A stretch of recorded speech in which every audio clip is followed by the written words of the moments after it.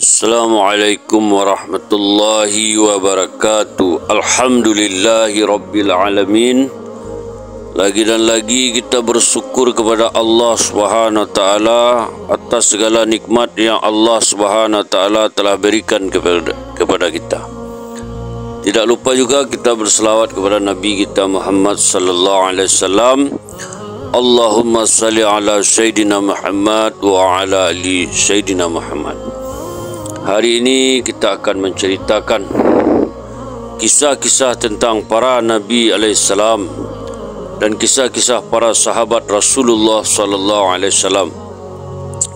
Dengan kita mendengar kisah-kisah para Nabi dan kisah-kisah para sahabat, maka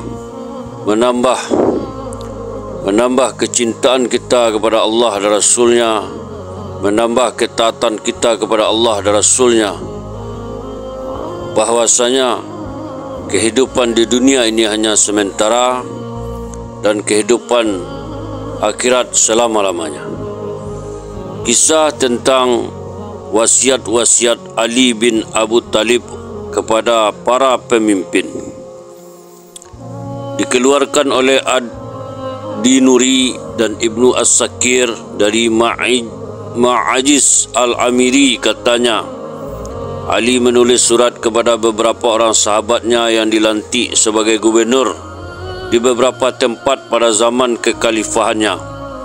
Isi suratnya itu adalah, amma ba'du, janganlah engkau duduk dalam rumahmu untuk waktu yang lama, karena ini tindakan orang yang mempunyai kuasa riyah pemerintahan untuk menjauhkan diri dari orang-orang di bawah pemerintahannya.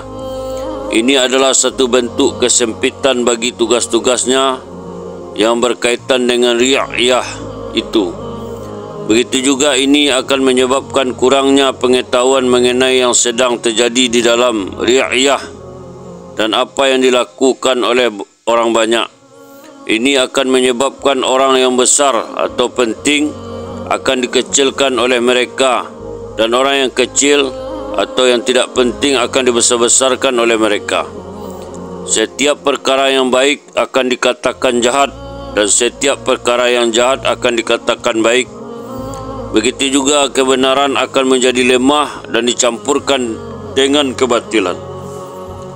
Sesungguhnya seorang gubernur itu hanyalah manusia biasa yang tidak mengetahui perkara yang tersembunyi di antara orang-orang. Seseorang itu tidak mengetahui alamat kebenaran apa yang dituturkan dalam setiap penuturannya dan membedakannya dari pendustaan. Oleh kerana itu, hendaklah masuk ke dalam urusan mereka dengan menyingkap tabir yang melindunginya dari orang banyak. Dan engkau sesungguhnya adalah salah seorang dari dua orang lelaki itu. Apakah seorang lelaki yang sangat pemurah tetapi melindungi dirinya di balik takbir, atau seorang lelaki yang keras? Orang-orang akan bertindak keras terhadapmu kerana mereka sangat memerlukanmu, tetapi mereka telah berputus asa dengan keadaan itu. Mereka akan mengadukan kezalimanmu atau menuntut keadilan. Karena itu ambillah manfaat dari sifatku kepadamu. Aku berharap engkau akan memperoleh bagianmu dan petunjuk yang lurus untukmu, insya-Allah. Dikeluarkan oleh Ad-Dinuri dan Ibnu As-Sakir dari Al-Madini. Katanya, Ali radhiyallahu anhu menulis surat kepada beberapa orang gubernurnya. Perlahan-lahanlah engkau, apabila engkau telah sampai kepada beberapa had, maka amalan-amalan engkau telah diletakkan pada tempat di mana orang telah tertipu oleh kemewahan akan menyesali waktu mereka yang mereka sia-siakan. Ia akan berangan-angan untuk bertaubat, dan orang yang zalim pun berharap-harap untuk melakukan kebajikan. Dikeluarkan oleh Ibnu Zanjawiyah dari seorang lelaki Sakif. Katanya, Ali bin Abu Talib radhiyallahu telah melantikku sebagai gubernur di Akbara. Ia berkata kepadaku dan penduduk-penduduk di tempat aku bertugas, penduduk yang tinggal di luar Irak adalah bangsa yang pandai menipu. Karena itu janganlah engkau tertipu oleh mereka dan janganlah memenuhi tuntutan mereka sepenuhnya. Ali radhiyallahu anhu berkata kepadaku, datanglah kepadaku. Setelah aku menemuinya, ia berkata kepadaku, sesungguhnya apa yang telah aku katakan kepadamu agar mereka mendengarnya. Janganlah engkau memukul orang yang meminta dirham dengan cambuk atau membiarkan mereka berdiri menantimu. Janganlah mengambil dari mereka walaupun seekor kambing atau kerbau. Kita telah diperintahkan untuk meminta maaf dari mereka.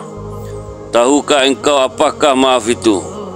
Maaf itu adalah kekuatan untuk tidak mengenakan pajak yang berlebihan kepada mereka. Dikeluarkan oleh Al-Baihaqi juga, dan di dalam hadisnya dinukilkan, janganlah menjual makanan sehari-hari mereka, pakaian musim dingin dan panas mereka, maupun binatang yang digunakan untuk mereka. Janganlah engkau membiarkan seorang lelaki itu berdiri lama untuk meminta dirham darimu.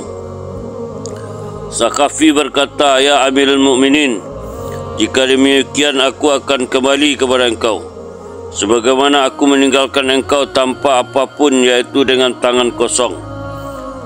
Ali radhiyallahu anhu pun berkata, walaupun engkau akan kembali dalam keadaan seperti kamu pergi, sesungguhnya kami telah diperintahkan untuk tidak mengambil lebih dari mereka.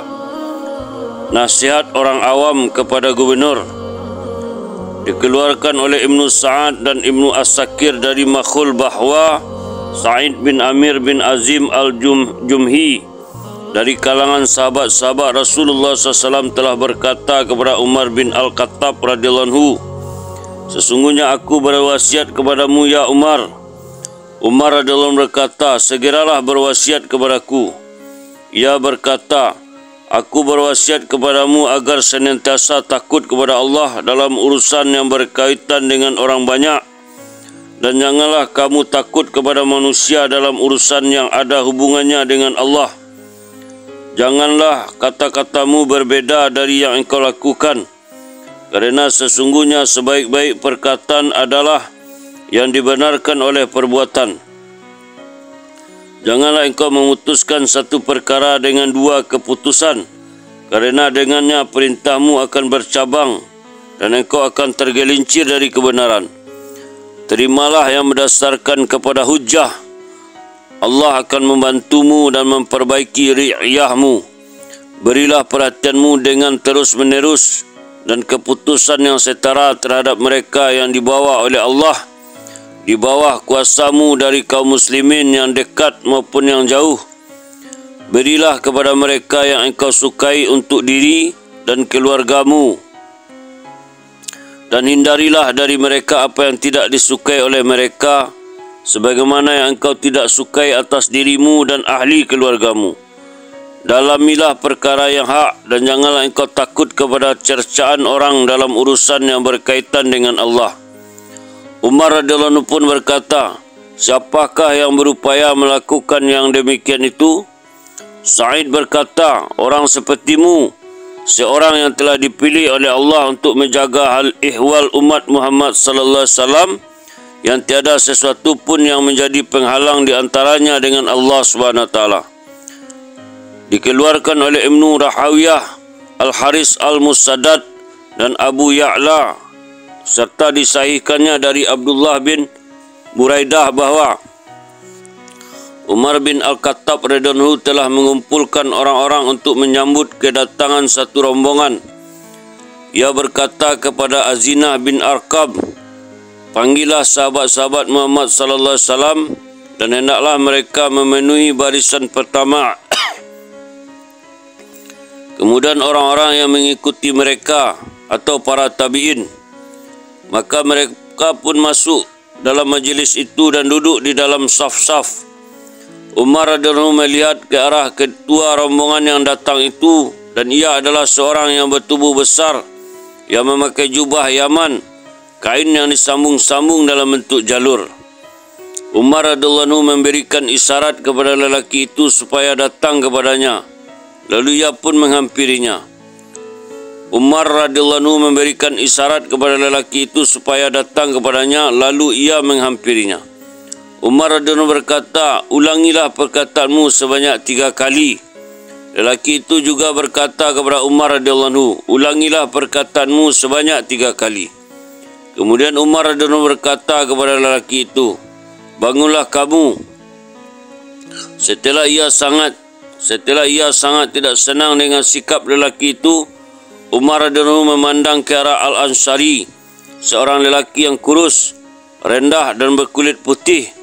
Umar radhiyallahu anhu memberi isyarat kepada Asy'ari supaya datang kepadanya. Lalu ia pun mendatangi Umar radhiyallahu anhu. Umar radhiyallahu anhu pun berkata, ulangilah 3 kali perkataanmu. Kemudian Umar radhiyallahu anhu berkata kepada Al-Asy'ari, bangunlah dan keluar dari sini. Al-Asy'ari berkata, ya Amirul Mukminin, mulailah berbicara, kami akan berbicara denganmu. Umar radhiyallahu anhu berkata, bangun dan keluarlah engkau dari sini, karena pandangan biri-biri tidak akan memberi manfaat kepadamu. Alhamdulillah, itulah kisah tentang nasihat atau wasiat-wasiat para khalifah kepada para sahabat radhiyallahu anhu. Semoga menjadi pelajaran yang berharga bagi kita. Kita tutup dengan doa, subhanallah wa bihamdihi, subhanallah wa bihamdika, asyhadu an la ilaha illa anta, astaghfiruka wa atubu ilaik. Assalamualaikum warahmatullahi wabarakatuh.